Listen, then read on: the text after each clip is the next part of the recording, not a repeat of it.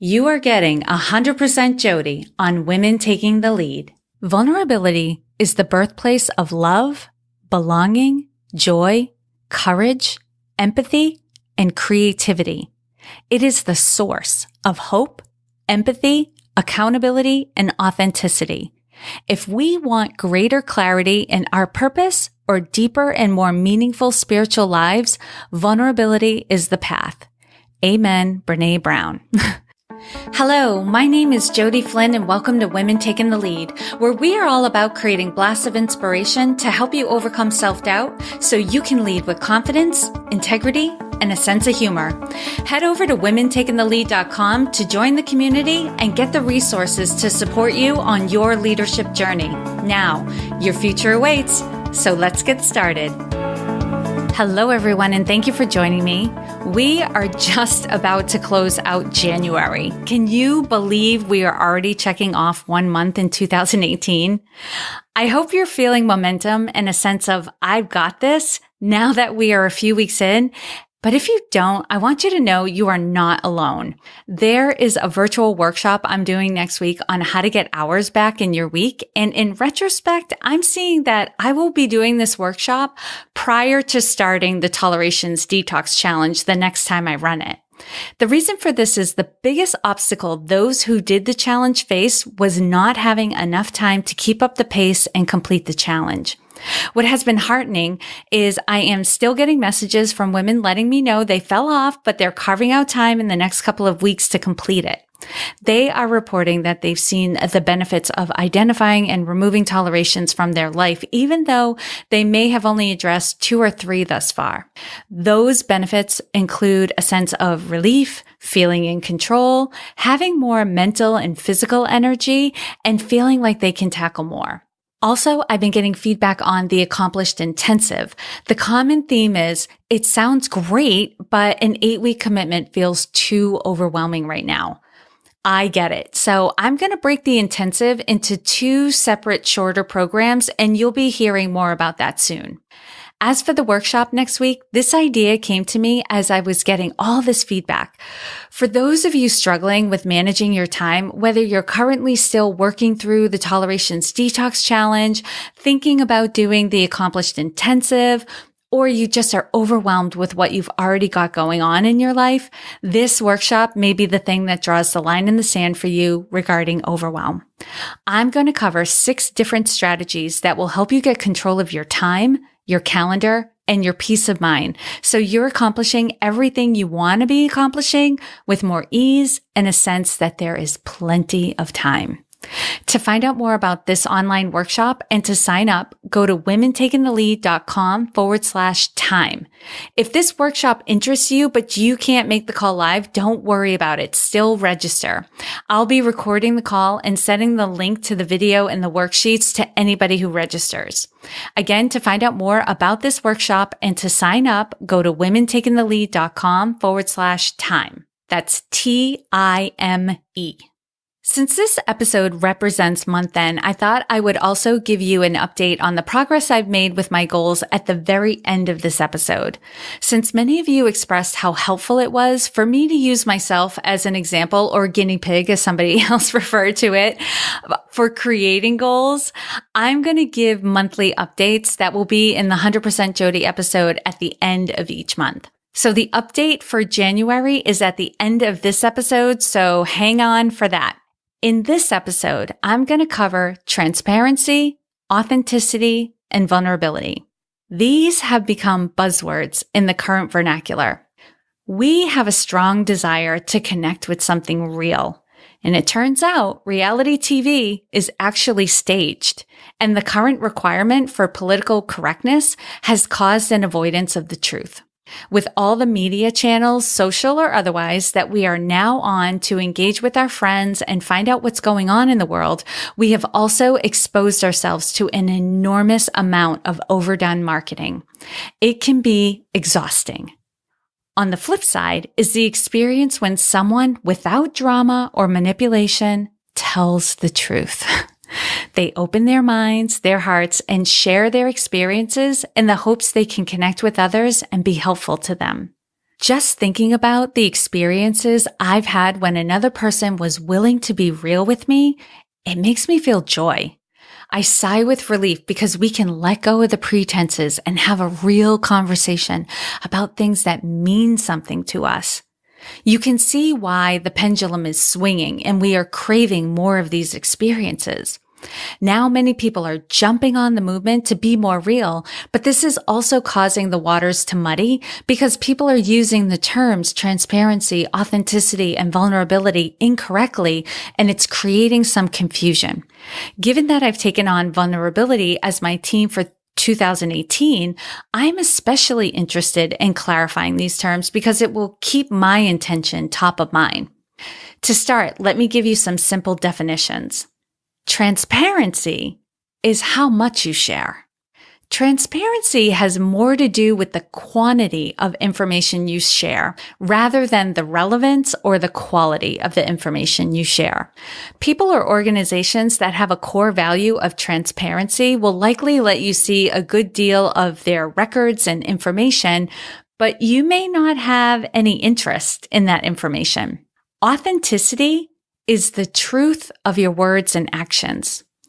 Authenticity has more to do with the quality of the information you share rather than the quantity, and it's backed up in everything you do. People who have a core value of authenticity will not quibble or try to couch their responses to your questions. They will give you their honest perspective and their gut reactions. You may not like what you hear them say, but that's your issue, not theirs. Vulnerability is the quality or state of being exposed to the possibility of being attacked or harmed, either physically or emotionally. The added layer that is required to being vulnerable is risk. You have to be willing to risk rejection or attack. This is why Brené Brown, who's a social researcher on shame and human connection, rarely talks about vulnerability without discussing bravery. To truly connect with others, we must be brave and take the risk of getting vulnerable. And how do these three terms play together? You can be transparent without being particularly authentic or vulnerable. You can also be authentic without being transparent or vulnerable. But you cannot be vulnerable without being transparent and authentic. To be vulnerable, you must share more than you are comfortable with and be completely honest in the sharing. In the Accomplished community, which is my membership community, we have 2 Zoom calls a month when anyone and everyone can jump on to ask questions, get feedback from the group, or get coaching. In one of our December calls, somebody asked about how to build confidence. There were a lot of great tips shared by the whole group, and after it was done, I invited everyone, rather than focusing on building confidence, to take on being more vulnerable. Because when you are willing to be vulnerable, you don't need confidence, and those you are speaking with are more likely to connect with you as a human, as a professional, and as an expert.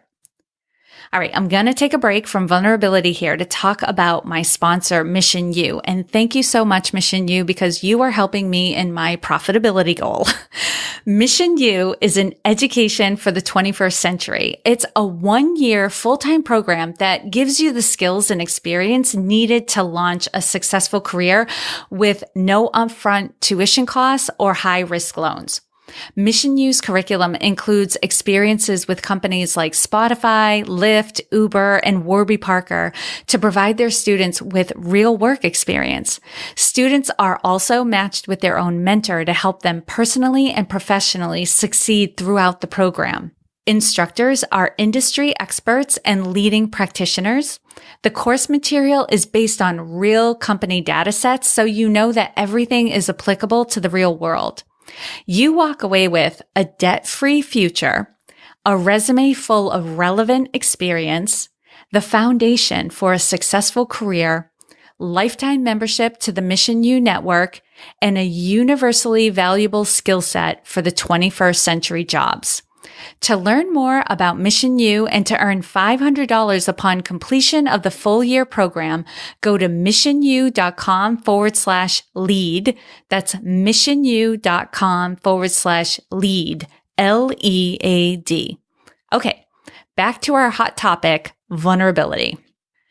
I did a presentation for a local women's network about a year ago, and one of my clients came and sat in the front row. After the presentation, she came up to me all excited and said, "I couldn't believe it. When you started talking, you did great. And then I saw your hands were shaking and I realized you were nervous." And I responded, "Yes, I was nervous. There are a lot of powerful women in this room." She went on, "Before today, I would never imagine you getting nervous about anything. And while I watched you be nervous and still do a great presentation, I realized I can do it too. Before today, if something made me nervous, I would avoid it. Now I know I can be nervous and do it anyway." And spoiler alert, before I speak and probably for a good minute or two at the beginning, I get nervous. Some of it's just excitement, but nonetheless, my mouth will get dry, my voice will tremble, and my hands may shake. I don't let that stop me. Because I'm clear that I can help people by doing public speaking, I take the risk of looking foolish and I speak openly and honestly. That's vulnerability. Just like the accomplished community, I want to encourage you to find more opportunities to seek to be vulnerable rather than confident. For those of you who need to tell your story as a part of your business or your career, you're going to need to get vulnerable if you want to create a human connection. I'm not just talking about facts and figures. That's transparency. You need to be transparent and authentic to the point that you expose yourself to being judged and rejected. That's vulnerability. If you are looking to transform a relationship in any area of your life, that's going to take vulnerability. If you want to have influence, start a movement, or gain buy-in on anything, you guessed it, vulnerability. To quote Brené Brown in her book, Daring Greatly, "Vulnerability is the birthplace of love, belonging, joy, courage, empathy, and creativity. It is the source of hope, empathy, accountability, and authenticity. If we want greater clarity in our purpose or deeper and more meaningful spiritual lives, vulnerability is the path." Amen, Brené Brown. Vulnerability is on the agenda this year for me, so you'll be hearing more about this topic. And so is my helping you to feel more freedom in your time. Like, I've really gotten it over the last several weeks. Time is a big issue for many of us. And for those of you struggling with managing your time, my workshop may be the thing that does the trick for you in letting go of the overwhelm around your time. In this online workshop, I'm going to cover 6 different strategies that will help you get control of your time, control of your calendar, and your peace of mind so that you are accomplishing everything you want to be accomplishing with more ease and a sense that there is plenty of time. To find out more about this workshop, this online workshop, I should say, and to sign up, go to womentakingthelead.com/time. If this workshop interests you, but you can't make the call live, don't worry about it. Still register. I'll be recording the call and sending the link to the video and worksheets to anyone who registers. Again, to find out more about this online workshop and to sign up, go to womentakingthelead.com/time. And did you know Podcast Movement, one of my favorite conferences, became a sponsor for Women Taking the Lead? Well, come one, come all this July to the world's largest and longest running podcast conference. Over 2,000 podcasters from around the world are headed to Philadelphia this July from the 24th through the 26th. The conference offers over 100 sessions on topics ranging from technical aspects of setting up your equipment and the audio production, which makes me a little sick to my stomach, but is good information to have, along with the marketing and monetizing of your current or your future show. The Expo Hall features over 60 podcast service and equipment providers. So whether you're in the market for a microphone or trying to figure out where to host your podcast, anyone who matters will be on site to help you out. This conference has also attracted some of my personal heroes. I've chatted with Gretchen Rubin and her sister, Elizabeth Kraft, and I've had dinner with Dr. Clarissa Pinkola Estes, who's the author of Women Who Run with the Wolves. If someone you admire has or is thinking about starting a podcast, chances are they're going to be there. So for $50 off any level of registration, visit podcastmovement.com and enter promo code LEAD. That's podcastmovement.com, promo code LEAD, L-E-A-D. Okay, before we go, I promised to give you an update on my goals. So the first one around the area of build more strength and endurance, my goal was to do 300 Spartan regulation burpees in one session by June 30th. And separately to do an unassisted pull-up. I just realized I didn't set a date for the unassisted pull-up, but let's assume it's December 31st of 2018. Originally, I guessed my baseline was 50 burpees in a session, but it turns out my baseline was 100. And the next week I did 120 burpees. And then last week I did 140 burpees. At this rate, I'll hit 300 burpees well before June 30th. Knock on wood. And during one of my burpee sessions, I got the inspiration to turn the achievement of 300 burpees into an event. Maybe find a location to accomplish this goal, invite others to do burpees with me. Of course, they don't have to do 300 burpees. They can do however many they want, but it could be a fundraiser for a local charity and maybe do a Facebook Live. I'm still playing around with this idea. So if you have any feedback on it, definitely let me know. So it was great that I was more fit than I had guessed in terms of being able to do burpees, but I was feeling like I was going to have to really raise the bar on this area of strength and endurance. And then I remembered, oh yeah, I also have to do a pull-up. I don't think I'm going to accomplish this goal so easily, so it will probably keep me busy for a while. I already have a pull-up bar. My next step is to buy a set of pull-up bands, and I'll start with the largest band for support and then graduate to a smaller band when I can do 3 sets of 5 pull-ups in one session. That sounds right to me, but if you're a personal trainer and you have a better idea for me, let me know. I'm totally open to feedback on this goal. And also, I put in my goal that if I can't do a pull-up by September, I'm not really seeing a lot of progress, I'm going to hire a personal trainer to help me with this goal. Okay, the second area was to be in a relationship. So the goal is to be in a committed, monogamous, romantic partnership with a man. So in this area, I'm taking on embodying being more open to partnership and having fun, right? Look the part. I tend to be very focused when I'm out and about, and I've gotten feedback from friends and family that I give off signals like I'm already in a relationship or I'm too busy or disinterested in chatting with strangers. Sigh. I'm going to have to change that. I've also begun telling my family and friends about my goal. They are thrilled. And I've asked that they introduce me to single men that they admire and who they think I would get along with, preferably a man with some goals in life who's interested in self-improvement. Those are definitely areas that are important for me. So I'd like to partner up with somebody who also has that kind of frame of mind.